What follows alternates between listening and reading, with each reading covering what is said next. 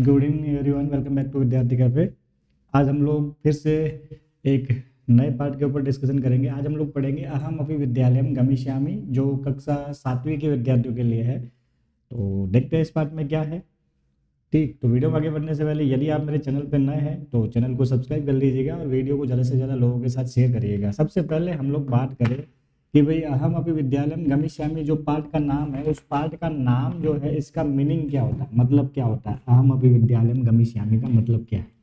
ठीक, तो आप लोग देखिए कि अहम अपि विद्यालयम गमिष्यामि जो शब्द है, सबसे पहला जो शब्द है आपके पास वो है अहम। देखो मैं एक मिनट इंक ले लेता हूँ। ओके, जैसे यहाँ पे कितने शब्द दिख रहे हैं आप लोगों को? दो शब्द है। एक तो हो गया अहम प्लस अपि, है ना, दो शब्द जुड़े हुए, अहम अपि। तो अहम का मतलब हो गया मैं, है ना, अहम का मतलब हो गया मैं, और अपि का मतलब हो गया भी। विद्यालयम जो है, आपको विद्यालय का मतलब तो पता ही है। और गमिष्यामि में देखो रिट लकार है, भविष्य काल। तो गम धातु का मतलब होता है जाना। गम धातु का मतलब क्या होता है? जाना।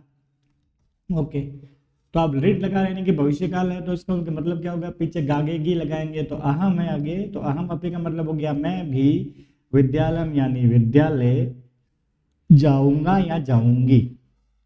ठीक, अब यहाँ पे इस बच्ची के बारे में ही है ना, यानी कि बच्ची विद्यालय जाना चाहती है, तो इस पार्ट का नाम हो गया अहम अपि विद्यालयम गमिष्यामि। अब बात यह है कि सर इसमें कौन सी बड़ी बात है, बच्चे तो विद्यालय जाते ही है। ठीक, तो हर बच्चे की कंडीशन एक जैसी नहीं होती है ना। कुछ लोगों की आर्थिक स्थिति सही नहीं होती तो वो लोग विद्यालय नहीं जा पाते हैं। लेकिन क्या है कि शिक्षा का अधिकार सभी को है ना, सब बच्चों को पढ़ने का अधिकार है। तो सरकारें जो है बच्चों के लिए पढ़ने के लिए बहुत सारी व्यवस्था करी। जैसे गवर्नमेंट स्कूलों की बात करें, सरकारी स्कूलों की बात करें, तो बच्चों की फीस नहीं लगती, उनको कपड़े भी मिलते हैं, निःशुल्क पुस्तकें मिलती है। ठीक, लेकिन ये जानकारी कई बार सब लोगों के पास होती नहीं है। तो लोगों को इसके प्रति जागरूक करने से संबंधित ही ये पार्ट है। तो पढ़ते हैं इस पार्ट में क्या है, तो वीडियो में आगे बढ़ते हैं। ठीक, ओके। तो सबसे पहले देखो, दो औरतें जो है आपस में बात करिए, दोनों पड़ोसन है। ठीक, तो क्या होता है देखो, अब देखो यहाँ मैंने नाम भी लिख रखे हैं, आप लोगों के चैप्टर के ही है। तो ये जो है मालिनी है और ये जो है गिरिजा है ना। तो मालिनी जो है अपनी गिरिजा से बात करती है ना, जो उसकी पड़ोसन है। देखो लिखा हुआ है प्रतिवेशिनिम प्रति, है ना, प्रतिवेशिनिम प्रति। प्रतिवेशी का मतलब होता है पड़ोसी, प्रतिवेशिनी का मतलब होता है पड़ोसन, प्रतिवेशिनिम का मतलब क्या हो गया? पड़ोसन। ठीक, अब ध्यान दो, यहाँ प्रतिवेशिनिम लिखा हुआ है, यानी कि द्वितीय विभक्ति लगी हुई है। और द्वितीय विभक्ति क्यों लगी है? क्योंकि यहाँ प्रति आया हुआ है ना। आप लोगों को पता है अभितः परितः समया निक्षा। ठीक, हाँ, प्रति, इन सभी के योग में द्वितीय विभक्ति का प्रयोग होता है। ठीक, तो मालिनी प्रतिवेशिनिम प्रति का मतलब हो गया मालिनी जो है अपनी पड़ोसन को या पड़ोसन से बोल रही है। क्या बोल रही है? देखते हैं, वापस क्लियर करते हैं। ओके, क्या कह रही है इसको? गिरिजे, देखो पीछे ऐसा सिंबल है ना, ये संबोधन का सिंबल है। संबोधन का मतलब हो गया नाम लेके बुलाना। देखो उसको नाम लेके बुला रही है ना, गिरिजे। देखो गिरिजा नाम है ना, तो संबोधन में होता है गिरिजे। लता सब पढ़े हुए आप लोगों के, तो होता है ना संबोधन में हे लते हे लते हे लता। तो नाम लेके बुला रही है। क्या नाम लेके बुला रही है? कि हे गिरिजे, यानी कि हे गिरिजा, मम पुत्र, है ना। मम पुत्र का मतलब क्या हो गया? मेरा पुत्र। मातुल ग्रहम, मातुल का मतलब होता है मामा। मातुल का मतलब क्या होता है? मामा, है ना। आप लोग शब्दों को पेंसिल से नोट करते रहिएगा, मैं बीच बीच में बोलता जा रहा हूँ। मातुल ग्रहम, देखो ग्रहम का मतलब घर, तो मातुल ग्रहम का मतलब क्या होगा? मामा के घर। प्रति प्रस्थित, मामा के घर गया है ना। काचिद अन्याम काम अपी, काचिद यानी कि कोई अन्य, है ना, अन्याम यानी कि अन्य, काम अपी कोई महिला, है ना, कोई महिला, कार्यार्थम, यानी कि कार्यार्थम का मतलब हो गया कार्य के लिए। कार्यार्थम का मतलब क्या हो गया? कार्य के लिए। अब यहाँ ध्यान दे तो एक शब्द को समझ लेते हैं। ध्यान रखना, के लिए अर्थ के लिए, यानी कि किसी भी शब्द का अर्थ के लिए कब कब हो सकता है ना, यानी कि इसी नाउन के पीछे के लिए अर्थ कब कब लगा सकते हैं। यदि किसी शब्द के अंदर चतुर्थी विभक्ति हो तो उसका अनुवाद करेंगे तो हम लोग के लिए लगाएंगे। लेकिन यहाँ तो चतुर्थी विभक्ति नहीं है कार्यार्थम में। ओके, और कहाँ कहाँ हो सकती है? यदि किसी शब्द में तुमुन प्रत्यय का प्रयोग हो रखा हो तो भी जब उसका हिंदी अनुवाद करेंगे तो उस शब्द के साथ में के लिए अर्थ लगाएंगे। तुमुन प्रत्यय लगा हुआ है कि नहीं लगा हुआ है, कैसे पता चलेगा? उस शब्द के अंत में तुम आएगा। क्या आएगा? तुम, है ना। जैसे पढ़ी तुम, है ना, पढ़ी तुम का मतलब हो गया पढ़ने के लिए। लास्ट में अगर तुम आएगा तो समझ लेना तुमुन प्रत्यय है। तो के लिए अर्थ के लिए या तो चतुर्थी विभक्ति हो सकती है या फिर तुमुन प्रत्यय हो सकता है। लेकिन फिर भी हमारा सवाल तो वही है, सर कार्यार्थम में तो तुमुन प्रत्यय नहीं है, फिर हम लोग कार्य के लिए क्यों बोलेंगे? ठीक। और एक चीज होती है के लिए अर्थ में, यदि किसी शब्द के साथ अर्थम जुड़ा हुआ हो तो उस शब्द का जब हिंदी अनुवाद करेंगे तो उस शब्द के साथ में के लिए अर्थ जोड़ देंगे। जैसे फॉर एग्जाम्पल भोजन का मतलब आप लोगों को पता है।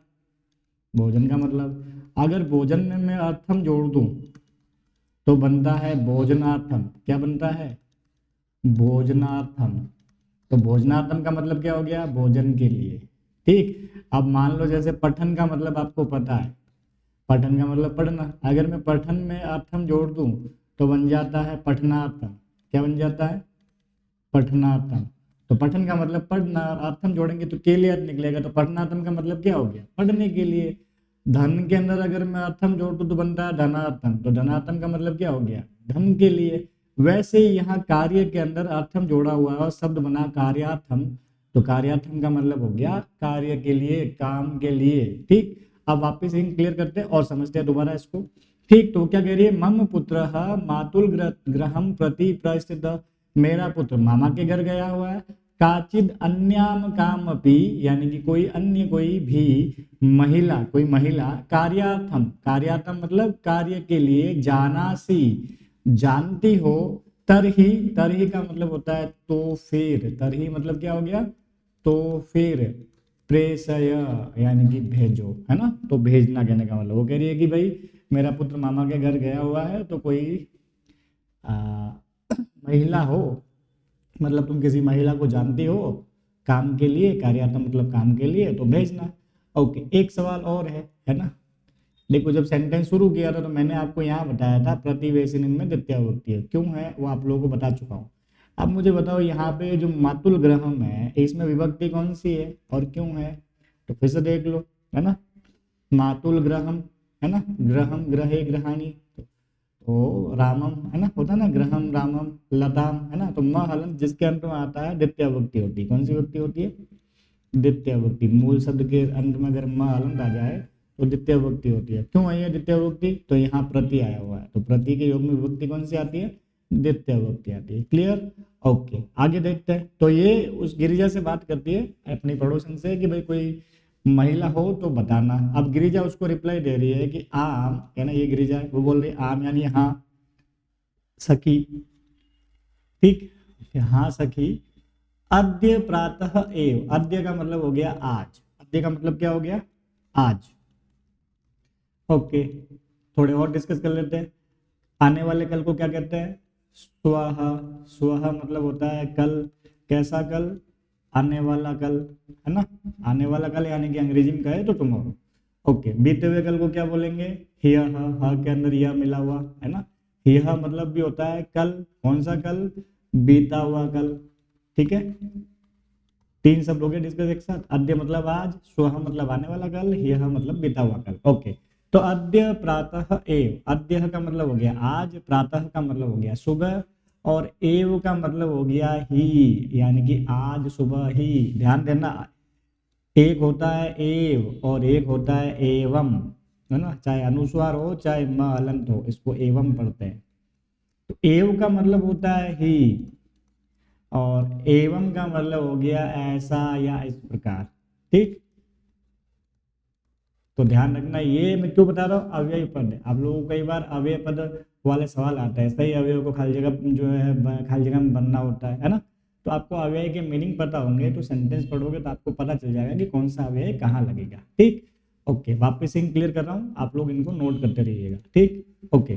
तो अद्य प्रातः एव यानी कि आज सुबह ही, मम सहायिका यानी कि जो इसकी सहायता, यानी कि जो इसके यहाँ काम करने के लिए आती है, स्वसुतायाः कृते, स्व मतलब हो गया अपनी, सुता मतलब पुत्री, सूत मतलब पुत्र होता है, सुता मतलब पुत्री। ठीक। ओके। तो स्वसुतायाह कृते, सुतायाह में देखोगे तो षष्ठी विभक्ति है, तो षष्ठी का चिन्ह होता है काके की। तो अपनी पुत्री के कृते मतलब के लिए, कृते का मतलब क्या होता है के लिए, और के लिए आप कृते शब्द का प्रयोग भी कर सकते हो। तो स्वसुताया कृते मतलब क्या हो गया, अपनी पुत्री के लिए। कर्मार्थम पृच्छति स्म, आप देखो फिर से क्लियर करते हैं।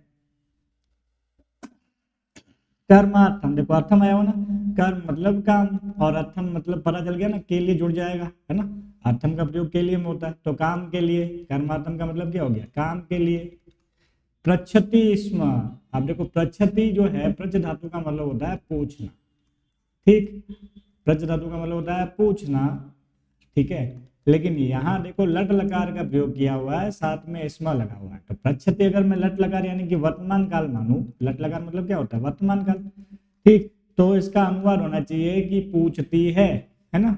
लेकिन यहाँ स्म आया हुआ है, तो आप लोग ध्यान रखेंगे कि यदि लट लकार के साथ वर्तमान काल की क्रिया के साथ अगर स्म आ जाता है तो भूतकाल बन जाता है। तो सेंटेंस का अनुवाद करेंगे तो पास्ट टेंस में करेंगे, किस में करेंगे, पास्ट टेंस में यानी कि भूतकाल में करेंगे। तो कर्माटम पृच्छति स्म आया हुआ है ना, पृच्छति स्म, पृच्छति यानी पूछती है, लेकिन यहाँ स्म आया हुआ मतलब भूतकाल हो गया। तो पृच्छति स्म का मतलब क्या हो गया, पूछा, है ना। पूछती है तो लट लगा हो जाता, लेकिन पूछा का मतलब भूतकाल हो गया। Clear, okay. फिर से देखते हैं। तो आम सखी, हाँ सखी, अद्य प्रातः एव, आज सुबह ही, मम सहायिका यानी कि मेरी सहायिका, जो इसकी मेड है, इसके यहाँ काम करने वाली है, स्वसुतायाः कृते अपनी पुत्री के लिए, कर्मार्थम काम के लिए, पृच्छति स्म भूतकाल हो गया, पूछा। स्वः प्रातः एव, स्वः मतलब भी बता देखो, अद्य का मतलब आज, स्वः मतलब क्या हो गया, आने वाला कल, तो कल, है ना। कल प्रातः एव, प्रातः मतलब सुबह, एव यानी ही, कल प्रातः ही, तया सह वाताम करिष्यामि, तया सह उसके साथ, तया मतलब उसके साथ, सह मतलब के साथ, है ना। वाताम करिष्यामि, वाता मतलब बात, करिष्यामि देखो रिट लकार है, भविष्य काल, है ना। तो करिष्यामि का मतलब क्या होगी, करूंगी, है ना।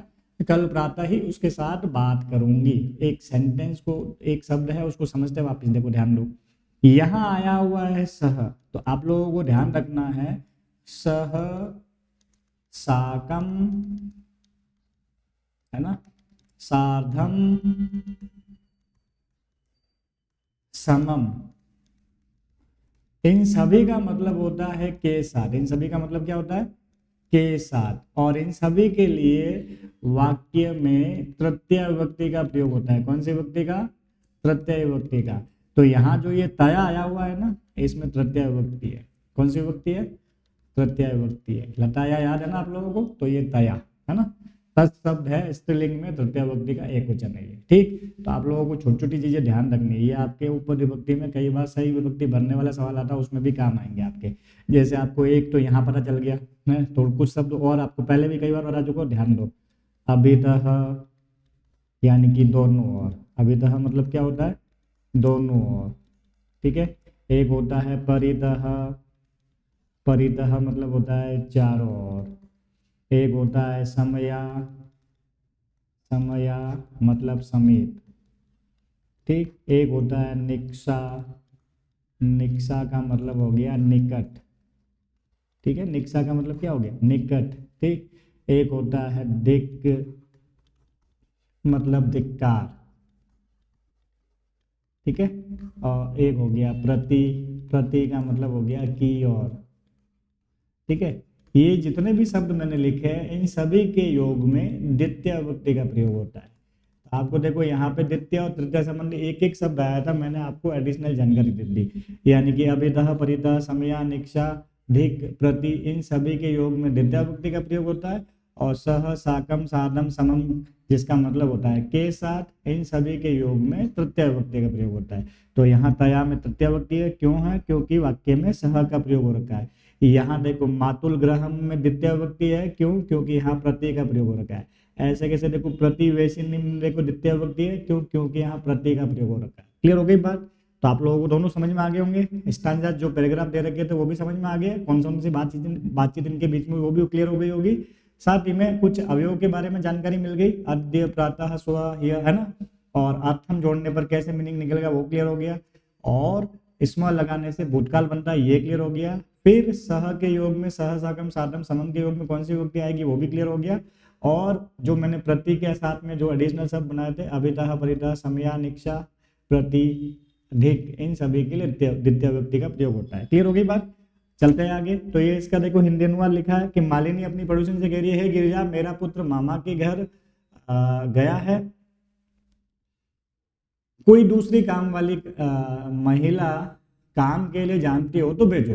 गिरिजा कह रही है, हाँ सहेली, आज सुबह ही मेरी काम वाली अपनी पुत्री के लिए काम के लिए पूछ रही थी, कल सुबह ही उसके साथ बात करूंगी। क्लियर हो गई बात।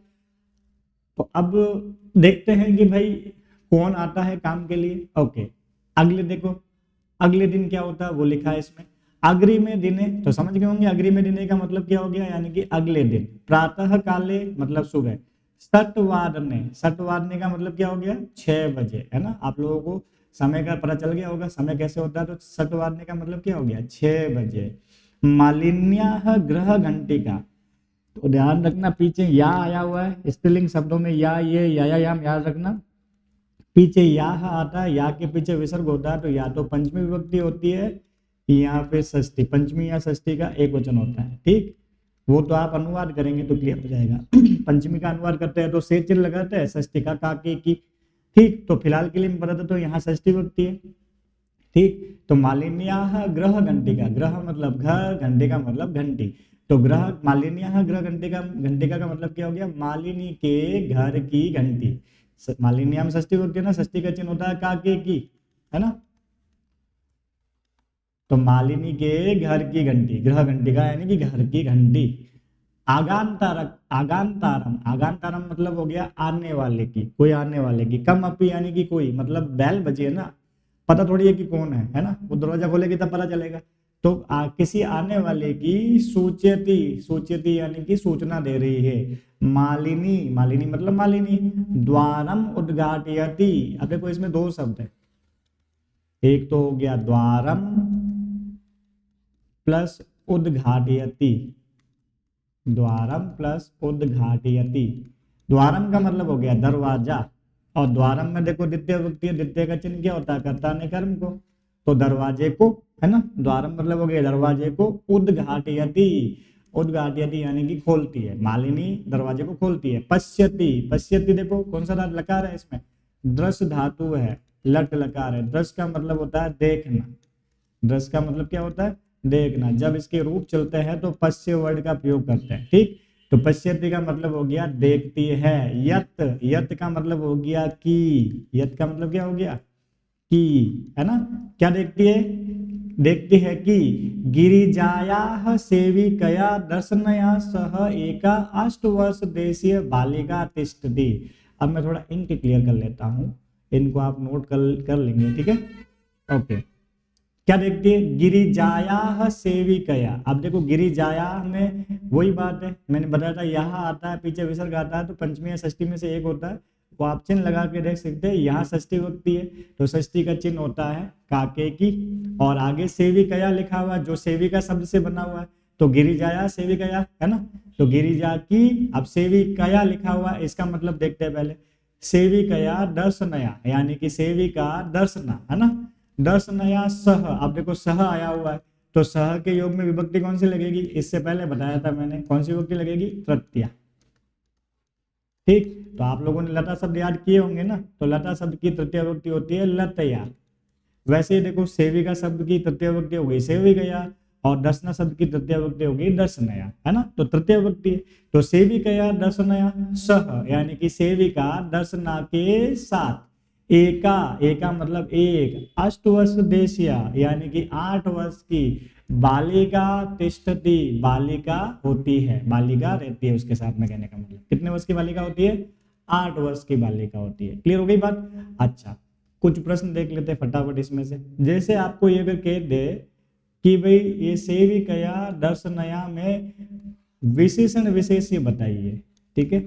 सेविकया दर्शनया जो शब्द दे रखा है उसमें विशेषण विशेष्य बताइए, तो ध्यान रखना विशेष्य मतलब जो नाउन होती है उसको विशेष्य बोलते हैं ना। तो सेविकया दर्शनया में देखो विशेषण हो गया सेवी गया और दर्शनया हो गया विशेष्य। ओके, फिर देखो सेवी गया दर्शनया में विभक्ति कौन सी है, तो तृतीय विभक्ति है। क्यों है, क्योंकि सह के योग में तृतीय विभक्ति का प्रयोग होता है। क्लियर, अब आगे चलते हैं। ठीक, समझ में आ गया होगा। ओके, तो इसका अनुवाद है, देखो क्या अनुवाद हो गया कि अगले दिन सुबह 6 बजे ही मालिनी के घर की घंटी आने वाले किसी की सूचना देती है। मालिनी दरवाजा खोलती है, देखती है कि गिरिजा की काम वाली दर्शना के साथ एक 8 वर्ष की लड़की खड़ी है। ठीक, ओके, अब देखते हैं आगे क्या होता है। ठीक, तो यहाँ देखो ये जो मैंने ऊपर लिखा मतलब ये पहले बोल रही है, नीचे लिखा मतलब ये उसका उत्तर दे रही है। तो ठीक, अब दर्शना नाम की है इसकी सेविका थी, किसकी, गिरिजा की। इसने गिरिजा से बात की थी ना मालिनी ने, तो मालिनी ने गिरिजा से बात की थी। गिरिजा ने अपनी जो ये सेविका थी दर्शना उसको भेजा था, क्योंकि अपनी बेटी के लिए काम मांग रही थी। तो दर्शना क्या बोल रही है, महोदय, देखो फिर से एक्सक्लेमेंट का सिंबल है, यानी कि संबोधन का सिंबल। तो महोदया बोल के उसको संबोधित कर रही है। क्या कह रही है, भवती कार्यार्थम गिरिजा महोदयाम पृच्छति स्म। भवती यानी कि आपने, कार्यार्थम, देखो अर्थम आया हुआ मतलब कार्य के लिए। अर्थम का प्रयोग किस लिए करते हैं, के लिए अर्थ में करते हैं। तो भवती कार्यार्थम यानी कि आपने कार्य के लिए गिरिजा महोदयाम, देखो यार ध्यान दो, पहले गिरिजा महोदयाम में विभक्ति कौन सी है देखते हैं। तो महोदया शब्द स्त्रीलिंग शब्द है, आकारांत स्त्रीलिंग शब्द। लता में भी आ की मात्रा आती है, महोदया में भी आ की मात्रा आती है। तो अगर मैं लताम लिखूं तो आपको पता चल गया ना लताम में विभक्ति कौन सी है। अब लताम में ऐसे भी लिख सकता हूं और ऐसे भी लिख सकता हूं अनुस्वार वाला। ठीक, तो विभक्ति कौन सी है, मूल शब्द के पीछे अगर म लग जाए हलंत वाला तो द्वितीय विभक्ति होती है। कौन सी विभक्ति होती है, द्वितीय विभक्ति। और द्वितीय का चिन्ह क्या होता है, को, है ना। तो यहाँ पे ऐसे कैसे, देखो महोदयाम लिखा हुआ है, तो गिरिजा महोदयाम में विभक्ति कौन सी हो गई, द्वितीय विभक्ति। अब द्वितीय विभक्ति है तो द्वितीय विभक्ति का चिन्ह क्या होता है, को। तो गिरिजा महोदया जो शब्द है उसके पीछे को लगाएंगे तो क्या बन जाएगा, गिरिजा महोदया को पृच्छति स्म। प्रच धातु का मतलब होता है पूछना, और पीछे स्म आया हुआ मतलब भूतकाल हो जाएगा। यानी कि अगर खाली पृच्छति होता तो कहते हैं पूछती है ना। लेकिन पृच्छति स्म का मतलब क्या हो गया, पूछा। यानी वो कह रही है कि आपने गिरिजा महोदया को काम के लिए पूछा था। ठीक, कृपया मम सूताये अवसरम प्रदाय अनुग्रहणातु भवती। 1 मिनट इनके क्लियर करते हैं, आगे की बात करते हैं। ओके, वो कह रही है कृपया मम सूताये, यानी कृपया यानी कि कृपा करके, मम यानी मेरी, मेरा मेरी मेरी, मेरा मेरी मेरे। ठीक, तो मैंने मेरी क्यों बोला, क्योंकि लड़की है, लड़का होता तो मेरा बोलते। मम सूताये। ओके, अब देखो सूताये में विभक्ति कौन सी है, सूता का मतलब तो हो गया पुत्री, लेकिन यहां शब्द है सूताये, अविभक्ति कौन सी है वो देखते हैं। तो प्रथमा द्वितीय तो आपको पता है ना, स्त्रीलिंग में जो शब्द होता है प्रथमा विभक्ति में वही होता है। जैसे लता शब्द की प्रथमा विभक्ति का एक वचन लता। द्वितीय विभक्ति का तरीका क्या बताया, मूल शब्द के पीछे म हलंत लगा लो। ठीक, लता द्वितीय विभक्ति होगी। अब तृतीय से सप्तमी तक का फॉर्मूला आपको पता है, ये है या, ये, या, याम। अब मैं ये क्यों रिमाइंड करवा रहा हूँ, ताकि आप अनुवाद समझ सको। ठीक, तो या, ये, या, याम। तो या अगर आता है बिना विसर्ग वाला तो तृतीय विभक्ति का एक वचन, यही आता है तो चतुर्थी का एक वचन, पीछे विसर्ग वाला या आता है तो पंचमी होता है, और विसर्ग वाला या और षष्ठी होता है, और याम आए तो सप्तमी होती है विभक्ति। तो आप लोगों को यही दिख रहा है, आई की मात्रा वाला सूताई में विभक्ति कौन सी होगी, चतुर्थी विभक्ति का एक वचन हो गया। और चतुर्थी का चिन्ह क्या होता है, के लिए, कर्ता ने कर्म को करण से द्वारा संप्रदान को के लिए, समझ गए। तो चतुर्थी का चिन्ह क्या हो गया, के लिए। तो सूताये का मतलब क्या हो गया, सूता मतलब पुत्री, सूताये का मतलब हो गया पुत्री के लिए।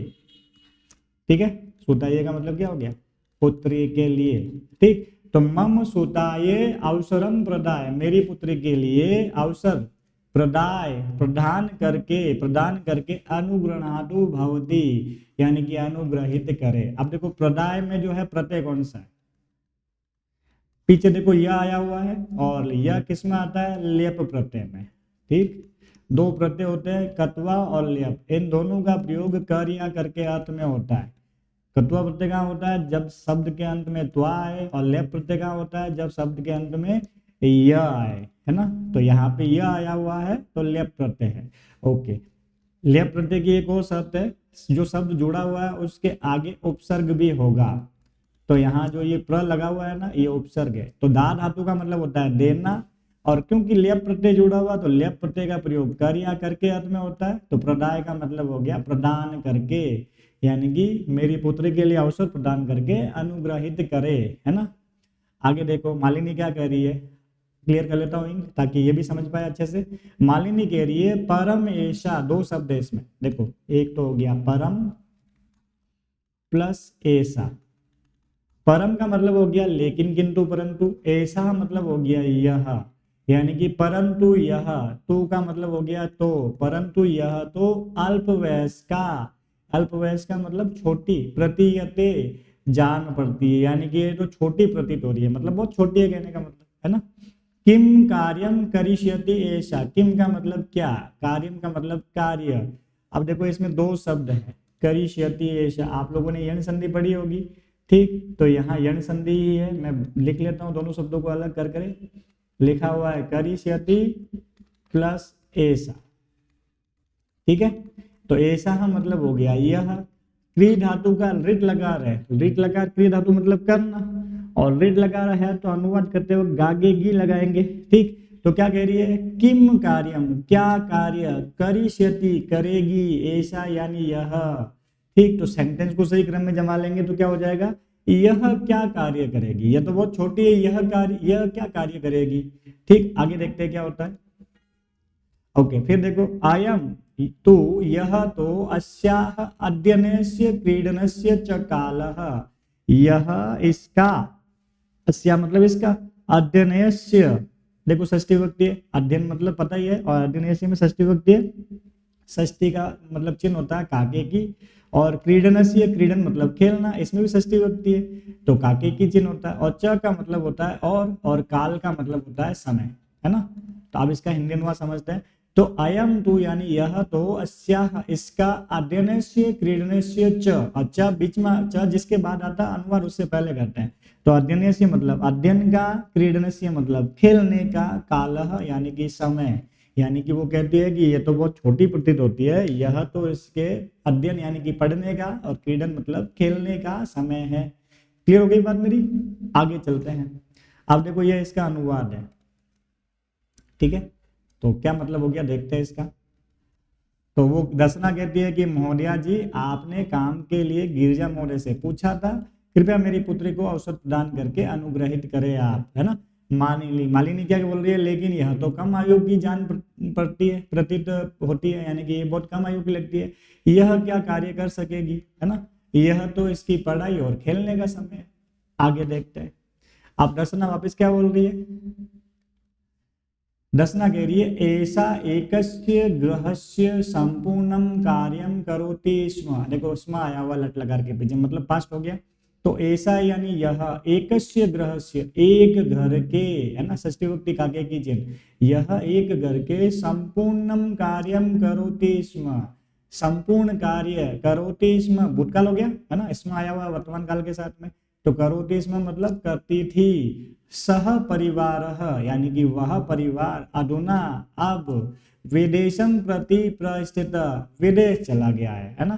कार्याभावे, यानी कि कार्याभाव में देखो दो शब्द है, कार्य प्लस अभावे, और देखो अभावे में सप्तमी विभक्ति है, अभाव का मतलब तो पता है अभाव कमी, है ना, और सप्तमी विभक्ति का चिन्ह होता है मैं पेपर। तो कार्याभावे का मतलब क्या हो गया, कार्य के अभाव में, है ना। अहम एतस्य कार्यम एव अन्वेषयामि स्म, देखो पहले अलग अलग करते हैं शब्दों को। तो लिखा हुआ है अहम प्लस एतस्य, है ना, एतस्य में षष्ठी विभक्ति हो गई, तो अहम का मतलब हो गया मैं, अब एतस्य में सॉरी चतुर्थी विभक्ति है ना, चतुर्थी का होता है के लिए चिन्ह, तो इसका मतलब हो गया इसके लिए। तो अहम एतस्य यानी कि मैं इसके लिए, कार्यम, अब देखो इस शब्द को भी अलग अलग करते हैं तो और स्पष्ट हो जाएगा। शब्द देखो कौन कौन से इसमें, एक तो हो गया कार्यम, फिर देखो प्लस एव, फिर देखो अन्वेष्यामि, अन्वेष्यामि, ठीक है। अन्वेषण करना मतलब खोजना, तो यानी कि अहम यानी मैं, एतस्य यानी कि इसके लिए, कार्यम यानी कि कार्य, एव यानी ही, अन्वेष्यामि यानी कि खोज रही हूँ, मैं इसके लिए कार्य खोज रही। अब देखो मैंने हूँ बोला ना क्योंकि अन्वेष्यामि है, लेकिन देखो यहाँ पीछे इसमें लगा हुआ है, मतलब भूतकाल हो जाएगा, मैं कार्य खोज रही थी। ठीक, येन यानी कि जिससे, भवत सदृशा नाम यानी कि भवत यानी आप, सदृशा नाम यानी कि आप जैसे लोगों का, कार्यम प्रचलित कार्य चल सके, अस्मत् सदृशा नाम यानी कि हमारे जैसों का, ग्रह संचलनाय यानी कि घर संचालन के लिए, च धनस्य व्यवस्था भवेत, घर संचालन के लिए धन की व्यवस्था हो जाए। ठीक, वो कह रही है कि भाई मैं इसके लिए कार्य खोज रही हूँ जिससे आप जैसे लोगों का तो कार्य हो जाए घर का, और हम जैसे लोगों के घर का संचालन है कि हम जैसे लोगों का घर चल सके। ठीक, घर चलाने की व्यवस्था हो जाए, कहने का मतलब। अब देखो आगे क्या कह रही है मालिनी, क्या कह रही है मालिनी, कह रही है परम एतत् तु। अब इसमें देखो शब्द देखते हैं, एक तो हो गया परम, परम का मतलब लेकिन किंतु परंतु, इसमें ए जुड़ा हुआ हो गया एतत्, एतत् यानी यह। अब देखो डबल ता लिख रहा ना यहाँ पे, डंडी मतलब एक था और आधा था और आगे तू है। ठीक, तो परम यानी लेकिन यह, तो का मतलब तो, लेकिन यह तो सर्वथा अनुचितम। देखो ये एस दिख रहा है, इसको आप पढ़ते हैं, सर्वथा अनुचितम यानी कि ये तो बिल्कुल अनुचित है। किम न जानासी, क्या नहीं जानती हो, यद यानी कि शिक्षा तु सर्वेषाम बालका नाम, सर्वासाम बालिका नाम च मौलिकः अधिकारः। शिक्षा तु यानी शिक्षा तो, सर्वेषाम बालका नाम सभी बालकों का, सर्वासाम बालिका नाम सभी बालिकाओं का, च यानी और, यानी शिक्षा तो सभी बालकों का और सभी बालिकाओं का मौलिक अधिकार है, मूल अधिकार है, यानी कि शिक्षा इन बच्चों का अधिकार है, कहने का मतलब। ठीक, अब कुछ शब्दों को समझ लेते हैं। अगर आप लोगों को कहा जाए, देखो इस पार्ट के बाद ये सवाल भी है, ठीक, तो समझ लो यहीं से आप लोग उत्तर ढूंढने में आप लोगों को आसानी होगी। लिखा हुआ है सर्वेशाम बाल का नाम, सर्वेशाम बाल का नाम, तो देखो सर्वेशाम बाल का नाम में अगर आपको कहे विशेषण कौन सा और विशेष्य कौन सा है, तो सर्वेशाम विशेषण है और बाल का नाम विशेष्य है। ठीक, विशेषण विशेष्य में कुछ बातों का ध्यान रखना है। ठीक, कौन कौन सी बातों का, उनमें विभक्ति सेम होगी, तो सर्वेशाम में षष्ठी का बहुवचन है और बाल का नाम में भी षष्ठी का जो है बहुवचन है, तो विभक्ति वचन सेम है, लिंग भी सेम होगा, तो ये पुल्लिंग में है तो सर्वेशाम भी पुल्लिंग में। देखो और समझो आगे, सर्वासाम बालिका नाम, अब इसमें विशेषण कौन सा है और विशेष्य कौन सा है, सर्वासाम विशेषण है और बालिका नाम विशेष्य है। अब देखो पुल्लिंग में होता है सर्वेशाम, स्त्रीलिंग में होता है सर्वासाम। ठीक, तो यहाँ पे भी षष्ठी का बहुवचन है और यहाँ पे भी षष्ठी का बहुवचन है। ओके, अगर आपको कहे मौलिकः अधिकार में विशेषण कौन सा और विशेष्य कौन सा है, तो मौलिकः विशेषण है और अधिकारः विशेष्य है। तो ध्यान रखना, ये आगे आपको विशेषण का विशेष्य से मिलान करने वाला सवाल भी पूछता कई बार। चले आगे। ओके, तो देखो ये इसका अनुवाद लिखा हुआ, ठीक, देख लेते क्या है फटाफट। तो वो कहती दसना, यह एक घर का पूरा कार्य करती थी, वह परिवार अब विदेश चला गया है, काम के अभाव में मैं इसके लिए कार्य की तलाश कर रही थी जिससे आप जैसों का कार्य चले और हमारे जैसों के घर के संचालन के लिए धन की व्यवस्था हो सके। तो मालिनी क्या करिए, लेकिन यह तो पूरी तरह से अनुचित है, क्या नहीं जानती हो कि शिक्षा तो सभी बालकों का और सभी बालिकाओं का मूल अधिकार है। अच्छा, एक सवाल पूछना रह गया था, वो भी पूछते हैं। ठीक, इंक क्लियर कर लेता हूं मैं। यहाँ देखो फिर से वही सवाल, यहां देखो विदेशम में विभक्ति कौन सी है और क्यों है, तो पता चल गया होगा कि भाई यहाँ द्वितीय विभक्ति है। क्यों है, क्योंकि अभी बताया था मैंने, अभितः प्रेतः समया निक्षा हा प्रति धिक, इन सभी के योग में द्वितीय विभक्ति का प्रयोग होता है। ओके, चलते हैं आगे। ओके, अब देखो दसना क्या बोल रही है, क्योंकि जब इसने सुना ना ये सब बोल रही है उसको, तो दसना कह रही है महोदय यानी कि हे महोदया, अस्मद् सदस्यानां तु मौलिकाः अधिकारा केवलं स्व उदरपूर्तिरेव अस्ति। समझ लेते हैं, अस्मत् सदस्यानां यानी कि हम जैसों का, तू यानी तो, मौलिकाः अधिकारा मौलिक अधिकार, केवलम केवल, स्व उदरपूर्तिरेव। अब देखो इस शब्द को अलग अलग करते हैं, एक तो हो गया स्व प्लस उदर पूर्ति ही लिख लेता हूं, इससे आपको मीनिंग स्पष्ट होगा। उदर पूर्ति ही प्लस एव, तो स्व मतलब हो गया खुद का या अपना, उदर का मतलब हो गया पेट, पूर्ति यानी कि भरना, एव यानी ही, तो यानी कि स्व उदर पूर्ति एव का मतलब क्या हो गया, अपना पेट भरना ही। अस्थि, देखो पीछे अस्थि भी आया हुआ है ना, पेट भरना ही है। अस्थि मतलब क्या होता है, यानी कि हम जैसों का तो मौलिक अधिकार केवल अपना पेट भरना ही है। एतस्य व्यवस्था ये, यानी इसकी व्यवस्था ये, देखो पीछे ये आया हुआ है, चतुर्थी विभक्ति है, अभी बताया था, तो व्यवस्था ये है ना, चतुर्थी का चिन्ह क्या होता है, के लिए, ठीक, तो के लिए होता है, तो व्यवस्था का मतलब क्या हो गया, व्यवस्था के लिए।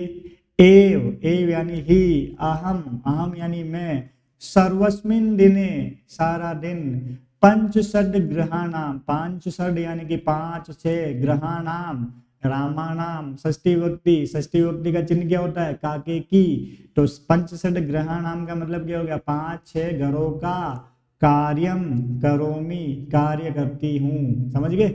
यानी वो क्या कह रही है, हम जैसे लोगों का तो मौलिक अधिकार केवल अपना पेट भरना ही है, इसकी व्यवस्था के लिए मैं जो है पांच छह घरों का कार्य करती हूँ। मम रुग्ण पति ही, मेरा, रुग्ण मतलब बीमार, पति, पति यानी कि मेरा बीमार पति, तू यानी तो, किंचित अपि, देखो यहाँ पे भी दो शब्द है, किंचित प्लस अपि, कुछ भी कार्य न करोति, कार्य नहीं करता है। अतः, अतः यानी इसलिए, एक बार वैसे क्लियर करते हैं, ठीक, अतः यानी कि इसलिए, अहम यानी मैं, मम पुत्री च और मेरी पुत्री, मिलित्वा मिलकर, परिवारस्य, षष्ठी विभक्ति से आया हुआ, यानी कि परिवार का, है ना, काके की होता है षष्ठी का चिन्ह, भरण पोषणम कुर्वः, भरण पोषण करते हैं, यानी वो कह रही है कि मेरा पति बीमार है, वो कुछ कार्य नहीं करता है, इसलिए मैं और मेरी पुत्री मिलकर परिवार का भरण पोषण करते हैं।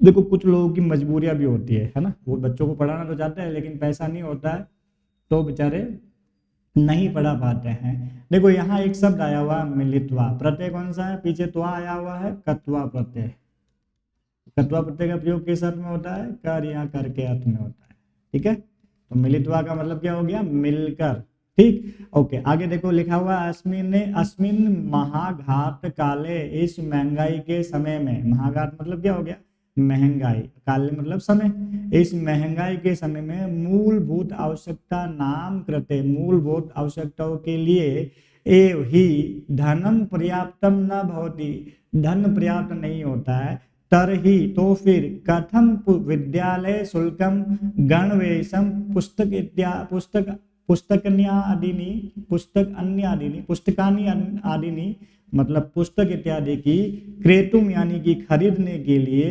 धनम आने श्यामी, धन लाऊंगी। वापस देख लेते हैं, इसमें कुछ शब्द है उनको, ठीक, तो कह रही है कि भाई इस महंगाई के दौर में मूलभूत आवश्यकताओं के लिए भी धन पर्याप्त नहीं होता है, यानी कि खाने को रोटी नहीं मिलेगी तो किताबें कहाँ से लाऊंगी, यानी कि तो फिर तरह तरी यानी तो फिर कथम विद्यालय शुल्कम, यानी विद्यालय शुल्क मतलब फीस, तो फिर विद्यालय के शुल्क, गणवेश का मतलब यूनिफॉर्म जो होती है ना स्कूल की यूनिफॉर्म, उसको गणवेश बोलते हैं।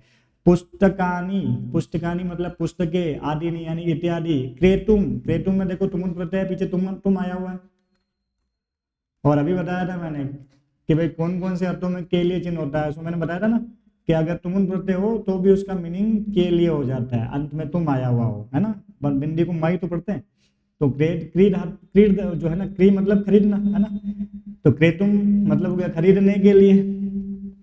धनम आने श्यामी, धनम प्लस आने श्यामी, धन लाऊंगी, वो कह रही है भाई खाने की यानी कि जो मूलभूत आवश्यकताओं के लिए धन पर्याप्त नहीं होता है, तो फिर पुस्तकें यानी कि विद्यालय की शुल्क, गणवेश, पुस्तक आदि खरीदने के लिए धन कहाँ से लाऊंगी। ओके, आगे देखते हैं क्या होता है, देख लो इसका अनुवाद है, ठीक है। तो रचना बोल रही है, क्या बोल रही है, महोदया जी हम जैसों का तो मौलिक अधिकार केवल अपने पेट की पूर्ति है, इसकी व्यवस्था के लिए मैं सारे दिन पांच छह घरों का कार्य करती हूँ, मेरे बीमार पति तो कुछ भी कार्य नहीं करते हैं, इसलिए मैं और मेरी पुत्री मिलकर परिवार का भरण पोषण करते हैं। इस महंगाई के समय में मूलभूत आवश्यकताओं के लिए धन पर्याप्त नहीं होता है, तो विद्यालय का शुल्क, गणवेश, पुस्तक आदि को खरीदने के लिए धन कैसे लाऊंगी। ठीक, आगे चलते हैं। तो क्या होता है फिर से,